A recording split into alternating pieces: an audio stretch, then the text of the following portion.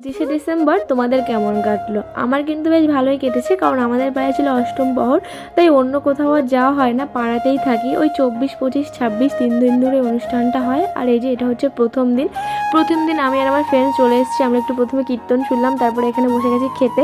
পাড়ার সবাই যেহেতু জানে যে আমি ভিডিও করি, তার জন্য সবাই বলছিল যে কী রে, ভিডিও করছিস না? তাই বললাম ঠিক আছে দে তাহলে ভিডিও করেই নিই। আর এই দেখো আমাকে যা খেতে দিয়েছে, এগুলো আমার 3 দিনের খাবার। তো বললাম দিস না, তাও এরা দেয়, আর কি বলবো।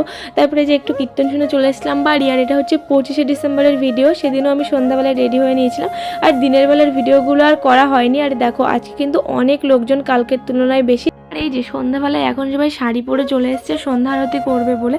আমিও ভেবেছিলাম করব, কিন্তু কিছু কারণের জন্য আমার আর এবছর করা হলো না। তো আরতি করা হয়নি তো কি হয়েছে, আমি কিন্তু সবার সঙ্গে নাচ করছিলাম, বেশ ভালো লাগে। তো তারপরে চলে এসেছিলাম বাড়িতে। আর ভোগের দিন কী কী করলাম সেগুলো থাকছে নেক্সট ভিডিওতে। সবাই ভালো থেকো, সুস্থ থেকো, টাটা।